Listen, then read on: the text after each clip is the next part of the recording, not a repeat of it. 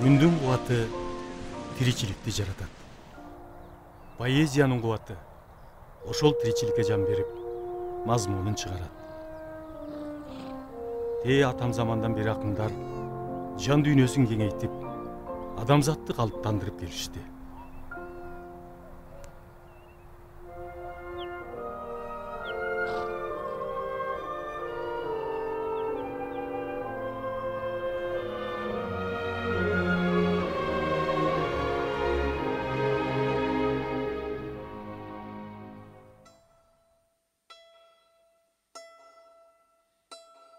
Алыкул Осмонов, Кыргыздын улуу акыны. Ал 1915 жылы 15 мартта Чүй өрөөнүнүн Капталары айылында жарык дүйнөгө келген. Ал төрөлгөндөн 1 жыл өткөндөн кийин элди көтөрүлүш болуп, падышалык аскерлер калктын жарымын кырып, кыргыздардын башына алаамат түштү. 2 жылдан кийин 1917 жылы Улуу Октябрь төңкөрүшү геноцидти токтотуп, элди кырылуудан сактап калды. Ким билет? Кеңеш өкмөтүнүн камкордугу болбогондо, Алыкулдун жанага окшогон миңдеген жетим балдардын тагдыры кандай болмок?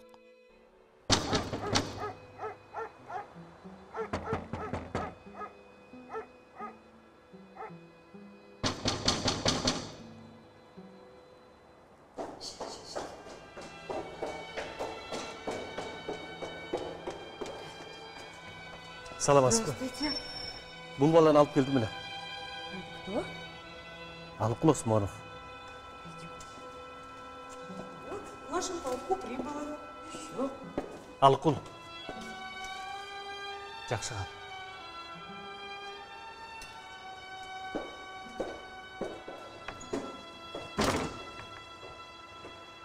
Алыкул 10 жашынан 14 жашына чейин.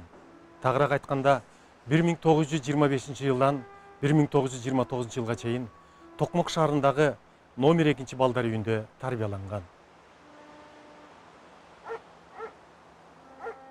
Все теперь идут в палаты, у ворот блистают латы, и стоят в глазах царя 33 богатыря. Все красавцы молодые, великаны удалые. Далай таттуу, даам жедим колуңдан, кем көрбөдүң өз бир тууган бооруңдан. Начар экен батоң олсун бала деп, шашып турдуң чала ойкулуу ордуңдан. Март да кетти, апрель, май жакындап, көктө турна, көлдө газдар каркылдап, күнүң бүттү, кайтаар мезгил болду деп, кош ат келди үй жанына жакындап. Мен акырын аман бол деп узаттың, көзүң карап, өзүм минген босаттың. Колумду алып, ылдый карай бергенде, мөлт-мөлт акты, тоголонуп, көз жашың.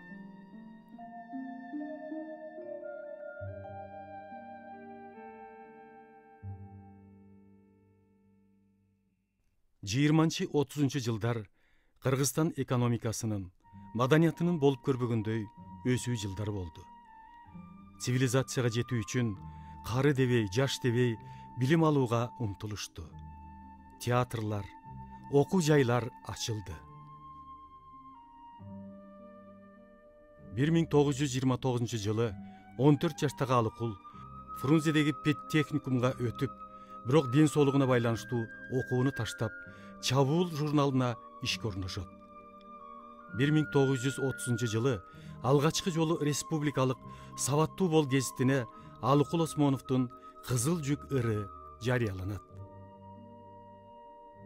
Бул учурда Касым Тыныстанов, Мукай Элебаев, Аалы Токомбаев, Жусуп Турусбеков, Жоомарт Бөкөнбаев, Касымалы Баялиновдор чыгармачылыкта ишенимдүү кадам таштап, кыргыз адабиятынын пай дубалын түптөй башташкан.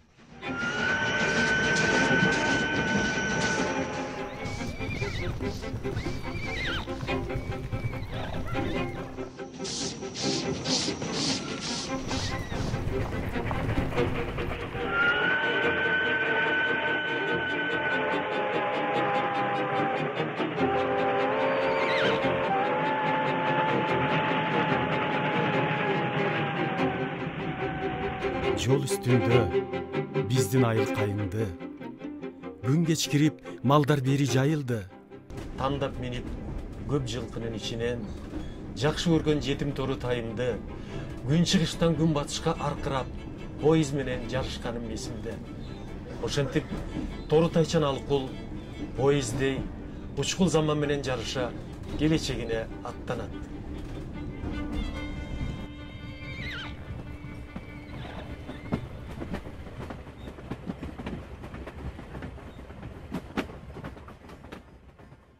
Алыкул жолборс терсин кийген баатыр котормосу менен өзүнүн рух дүйнөсүнө да, кыргыз адабиятына да жаңылык киргизгенин мезгил растады.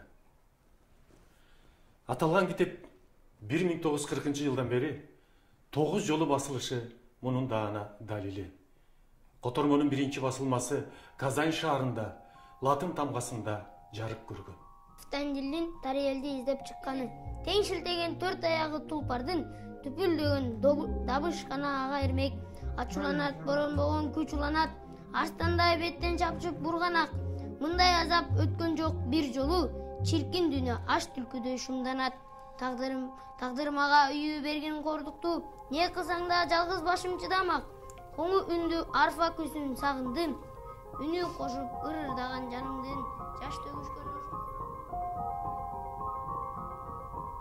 1939 жылы 16 февралда Алыкул Осмонов Ардак белгиси ордени менен сыйланат.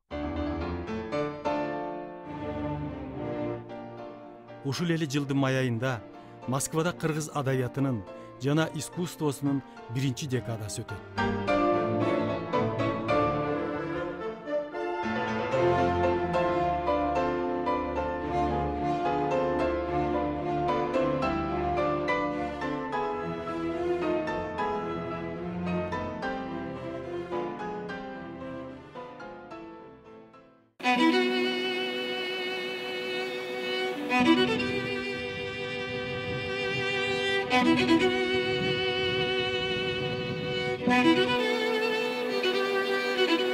Айрымдар ийгиликти башкалардан өзгөчө экендигин көрсөтүү, барктануу болсо, кайбирлер ийгиликти өзүнө болгон бийик жоопкерчилик катары кабыл алышат. Алыкул 1940 жылы басмага даяр кол жазмасын басууга жараксыз деп сындап өрттөп жиберет.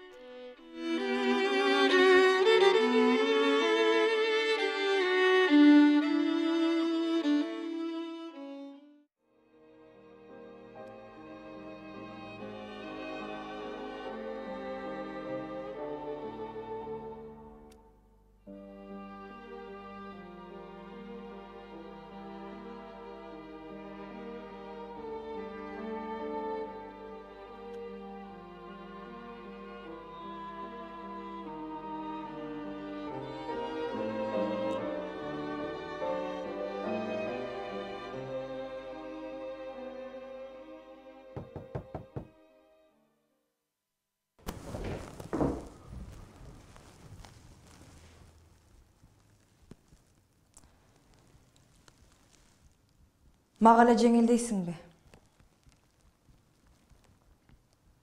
Мен деле тирүү адаммын го. Мен Жусуп менен Мукайдын жанында болушум керек болчу. Мени согушка албай коюшту. Сен менден кетиштин айласын кылып атасыңбы? Мени сезбейт дейсиңби? Керээде кечке үйдө жалгызмын. Келсең, дайыма бирөө менен келесиң. Мен менен жалгыз болгоң келбейби? Андай болсо, мен кетем. Зейнеп.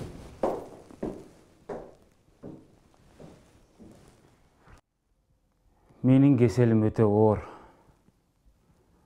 Оорум коркунучтуу. Мен ага жукпаса дейм. Анын жашашын каалайм. Алыкул менен Зейнеп 1941 жылдын августунда үйлөнүшүп, Жипар аттуу кыздуу болушат. тилекке каршы наристе бар болгону 2 жума гана жашап чарчап калат. Орду толук соор жоготуу экөөнүн кийинки тагдырына терс таасирин тийгизди. Зейнептин келечегин ойлогон, өзүнүн өмүрүн жалаң чыгармачылыкка арнаган акын жубайы менен ажырашат. Бул 1943 жылдын август айы эле. Сенин бир сырдуу мүнөзүң менен түнттүгүңө убагында түшүнбөпмүн. Көрсө, ал кыялың тагдыры оор балалыгың менен чыгармачылыктын дүйнөдө жок азап тозогунан калыптанган турбайбы? Мен аны жаштыгымдан байкаган эмес экенмин. Кечир мени. Алыкул. Кечир. Жоо тобуна ок жаадырган пулемет, көзү жалын, каны дайра, жүрөгөт, улуу майрам, улуу тойдун ичинде жан курдашым, жоомартымдын орду жок. Гүлдөгөн, кош канаты бороондоп, байкаганга кыраан бүркүт өз окшоп, бул олтурган көп курдаштын ичинде кайран гана Жусубумдун орду жок. Кыялы көл, талап албуут жанган от, аркыраган алып кара куш өз окшоп, бул олтурган тең туштардын ичинде урматтуу ага Мукайымдын орду жок.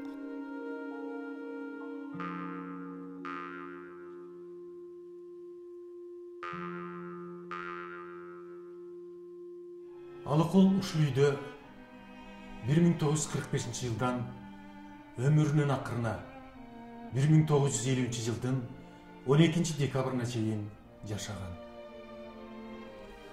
Алыкул Осмонов эрки күчтүү, кайрат укмуштуудай бекем адам. Өспүрүм курагында чоң шаарга келип, жата турган жери жок, иче турган азыгы жок. Ар кайсы жерде темселеп жүрүп, сынбай өзүн өзү тургузду. Өзүн өзү эң билимдүү инсанга айлантып тарбиялады. Кыргыз поэзиясынын тематикасын жаңыртып, образдык мүнөздөмөсүн байытты. Анын бүт өмүрү күрөшүү менен өттү. Жетимчилик, жакырчылык менен бирге поэзиядагы салт болуп калган штамптарды жеңе алды. Алыкул Осмонов залкар инсан, улуу акын, даанышман олуя. Алыкул Осмонов 1950 жылы 12 декабрда 35 жашында көз жумду. Эс киргенден тартып, өмүрүнүн көп бөлүгүн ал кесел менен кармашып, ошол күрөшүн сапаттуу кыргыз поэзиясына айландырды. Алыкул өмүр менен эрте коштошту. Бирок анын ыры, сөзү түбөлүккө эли менен калат. Анын 2 жазы бар эле. Бирин өзү жашады, бирин ырлары жашап келүүдө. Анын 2 жазы өлбөс жаз. Алыкулдун аты кыргыз эли үчүн поэзиянын символу болуп калды. Акындын жашоосу мекенге талбай эмгек кылуунун үлгүсү. Жылуу кийин, жолуң кыйын үшүрсүң. Кышта катуу, бороон улуп кар уруп. Суугуңду өз мойнума алайын, жол карайын, токтой турчу ата журт. Түндөр жаман, кырсык чалып кетпесин. Наалат келип, ат тизгинин шарт буруп. Азабыңды өз мойнума алайын, ис карайын, токтой турчу ата журт. Жазда башка, жел тийбесин абайла. Көпкө турбас, мобул турган сур булут. Бүт дартыңды өз мойнума алайын, сен оорба, мен ооруйум ата журт.